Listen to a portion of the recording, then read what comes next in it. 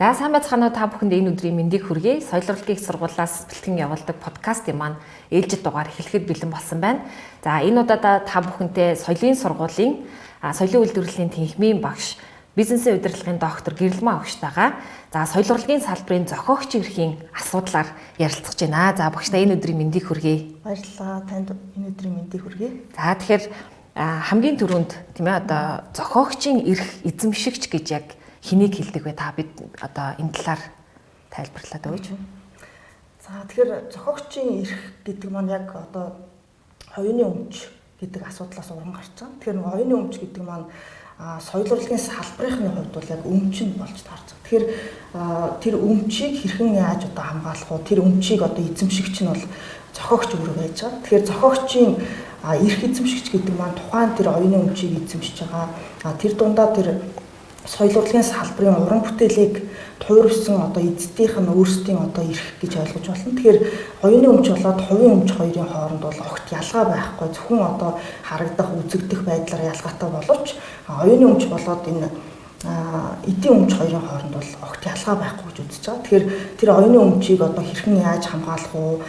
Тэр одоо хоёрын өмч, эдийн өмч хоёр маань адилхан учраас түүнийг захиран зарцуулах одоо худалдах тийм ээ бусад одоо хүмүүстээ одоо өвлүүлж өгөх ч юм уу зарим талаар бол одоо түрээслэх тийм ээ гэх мэт ийм одоо эдийн засгийн харилцаанд оруулахад бол зохиогчийн эрх эзэмшигч бол одоо онцгой эрхтэй тухайн тэр оюуны өмчийг бол одоо 100% одоо өөрийн эзэмшилд байлгадаг тухайн тэр оюуны өмчийг хэн одоо эзэмших үү хэн одоо захиран зарцуулах үү тэнд өгөх үү хэн ашиглуулах үү гэдгийг бол зохиогчийн эрх эзэмшигч бол одоо өөрөө 100% мэдчихэдэг учраас энэ зохиогчийн эрхийн асуудал бол энэ соёл урлагийн салбарт бол маш их чухал асуудал байж байгаа. Тэгээд зохиогчийн эрх бол ерөнхийдөө автоматар үүсдэг гэж үзэж байгаа. Заавал одоо оюун өмчийн газар очиж бүртгүүлж ийж зохиогчийн эрх одоо үүснэ гэж ойлгож болохгүй.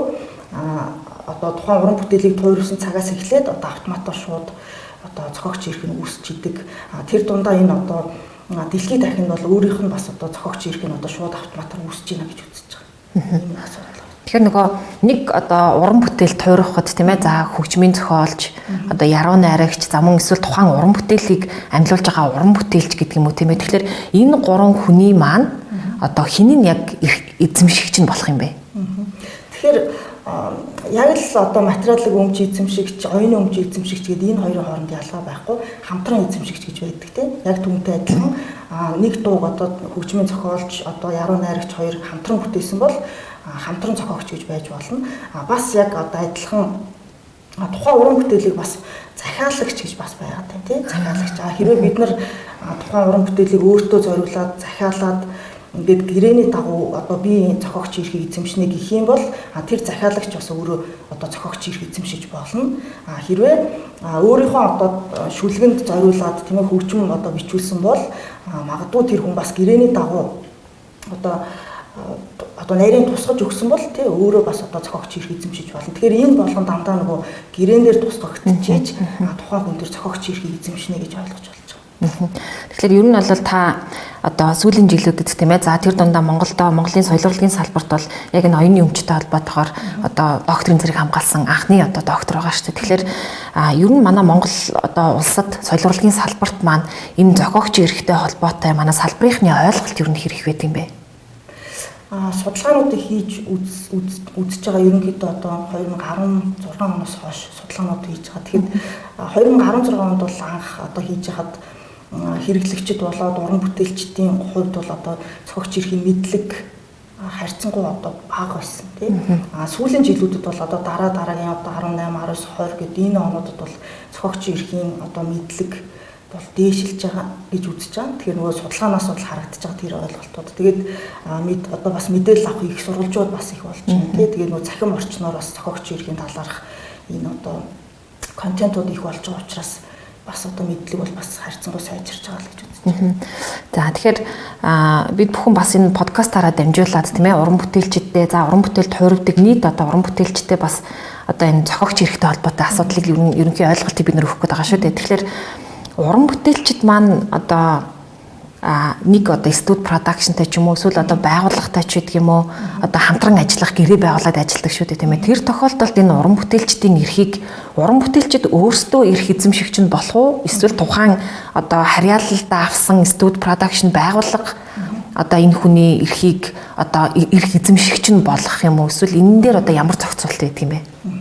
Тэгэхээр яг одоо ийм асуудлууд бол аюул бий юм л. Тэгэхээр нөгөө байгууллага дээр одоо байгууллагад ажиллаж байхдаа ажлын байран дээр одоо тухайн хүн ажлынхаа захиалгаар бас уран бүтээл төрүүлж болж байна тий. Тэр явцдаа бас өөрийнхөө одоо хувийн уран бүтээлийг төрүүлэхээр бас нөгөө ажлын байран дээр одоо ажиллаж явах явцдаа тийм ээ уран бүтээл төрүүлсэн учраас тухайн байгууллага болох бас ийм одоо зөрчлүүд бас байдаг юм байна. Тэгэхээр энийг яаж одоо зохицуулах вэ гэхээр бас л нөгөө материалын өмчтэй адилхан одоо хин хөрөнгө гаргасан тийм ээ одоо тухайн уран бүтээлийг тойроход гаргасан хөрөнгөч гэдэг юм уу тэрнээсээ шалтгаалаад бас тэр нөгөө одоо уран бүтээлийг эзэмшигчийн асуудал бас хөндөгдөж гарч ирж байгаа. Тэгэхээр энийг бас нарийн одоо зохицуулах хэрэгтэй. Одоо тийм нарийн сайн одоо зохицуулж явах шаардлагатай. Тэгэхгүй болохоор энэ одоо нарийн гэрээндээ ерөөсө тусгаж өгөөг болохоор автоматар бас байгууллагын өмч болох ийм бас хандлага байгаа.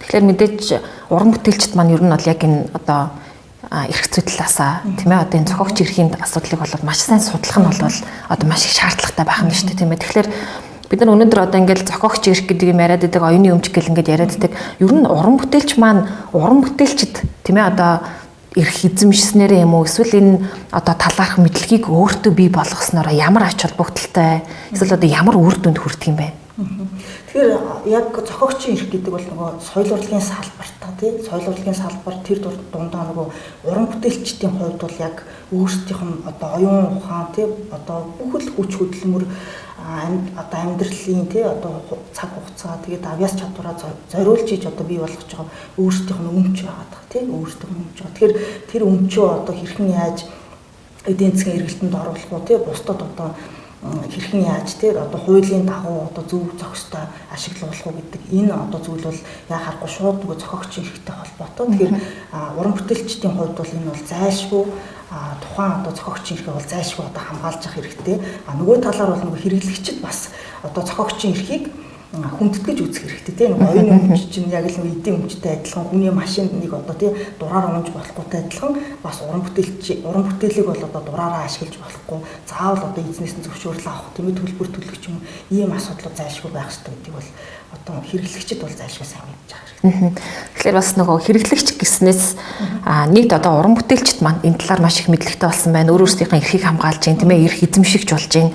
За тэгээ энэтэй холбоотойгоор мэдээж маш олон одоо үр дүн ач холбогдол бүх ийм зүйлүүд бол байгаад байна шүү дээ тийм ээ. Тэгэхээр хэрэглэгчдийн зүгээс бид нар одоо ямар үед эсвэл ямар тохиолдолд гэдэг юм уу тийм ээ нөгөө тухайн эрх эзэмшигчийн одоо эрхийг зөрчиж байгаа гэдэг талаар ер нь хэрэглэгчд маань хэрэг ойлголттой байдаг юм бол жишээ нь бид нар одоо ингээл нөгөө дуртай дуугаа сонсон тий утсан дээрх одоо гэдэг нь ямар нэг аппликейшнаар дамжуулаад ч гэдэг юм уу гэтэл би тэр одоо дууг сонсснороо эрх эзэмшигчийн эрхийг зөрчиж байгаа юу үгүй юу гэдэг талаар хэрэглэгчдийн маань ойлголт ер нь хэрэг байдаг юм бол одоо манай салбартаар шүү дээ тийм ээ.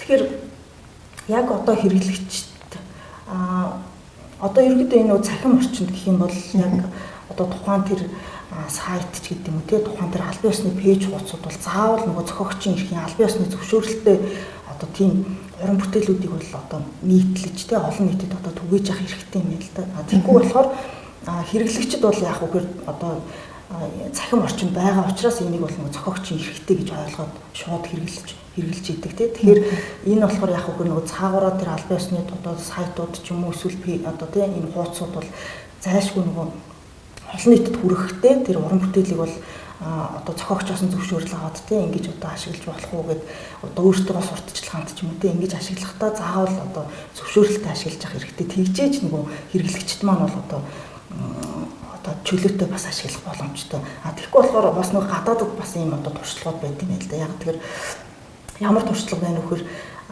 одоо мэдхгүйгээр тийм ээ ямар нэгэн сайтын одоо буруугаас болоод зохиогчийн эрхийн одоо зөрч одоо өөрөө тийм ээ одоо зохиогчийн эрхийг зөрчижсэн бол тухайн сайтад бол одоо буцаад гомдол гаргадаг тийм би одоо зохиогчийн эрх зөрчихгүй байсан. Гэтэл одоо мдэггүйгээсээ болоод ингээд одоо зохиогч эрх зөрчиж өглөө гэдэг ийм асуудал хүртэл гарч идэг тийм. Тэгэхээр нөгөө зохиогчийн эрх бол яг л эдийн өмчтэй адилхан одоо оюуны өмч бол яг л одоо эдийн өмчтэй адилхан учраас одоо тэр болгонд бол заавал зөвшөөрөл авч байгаа хэрэг. Мөн хамгаалагдчихдаг гэсэн байх нь шүү дээ. Тийм мөн одоо хэрэглэгчид маань ч гэсэндээ маш их мэдлэгтэй мэдээлэлтэй байх гэдэг нь тийм. Тэгэхээр нэг ийм зүйл байна л да. Одоо жишээлбэл манай улсад одоо дэлгүүрт ч гэдэг юм уу те энэ тэнд явж хахад нэг уран бүтээлчийн дуу одоо сүлжээ дэлгүүрүүд гэдэг ингээд бодоод үзээ л та. Тэгтэл одоо нөгөө уран бүтээлч маань тэр дэлгүүрт гэдэг юм уу те одоо тэр бизнесийн байгууллагуудад өөрийнх нь уран бүтээл тоглогдож явж байгаа яваагүй гэдгийг бол мэдэхгүй.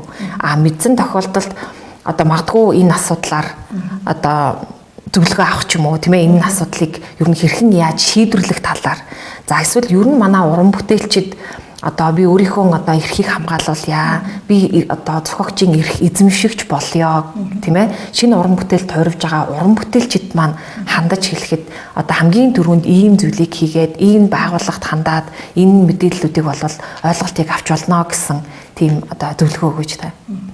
Тэгэхээр нөгөө зохиогчийн эрх маань нөгөө автоматар үүсчихэж гэдэг. Тэгэхээр нөгөө зохиогчийн эрх бол одоо заавал гэрчлэгээ аваагүй ч гэсэн бас автоматар үүсэж байгаа эрх. Гэхдээ одоо түүнийгээ одоо эдийн засгийн эргэлтэнд оруулаад ямар нэгэн одоо байгууллага одоо тухайн одоо дуучны дууг тийм ингээд ашиглаж байгаа энэ тохиолдолд бол яг хөө нөгөө хамтын удирдлагын байгууллагаар дамжуулж бас болж байна тийм. Тэгэхээр нөгөө хамтын удирдлагын байгууллага гэдэг бол уран бүтээлч болоод нөгөө хэрэглэгчдийн хооронд бол одоо гүүр болж өгдөг тийм. Харилцааг зохицуулдаг байх нь тийм. Харилцан зохицуулж өгдөг. Тэгээд тухайн байгууллага одоо тухайн хүний дууг ашигласныхаа төлөө төлбөр төлдөг.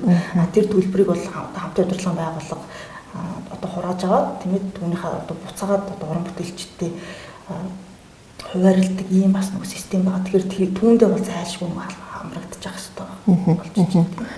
За тэгэхээр гэрэлмаа өгчтэй баярлалаа. Тэгэхээр мэдээж одоо Монгол улсын тийм ээ одоо соёлын урлагийн салбарт уран бүтээл тойрвж байгаа. За мөн шинээр уран бүтээл тойрох гэж байгаа уран бүтээлчдтэй одоо богинохой хугацаанд ч гэсэндээ зохиогчийн эрх тийм ээ за эрх эзэмшигч гэж юм байх уу.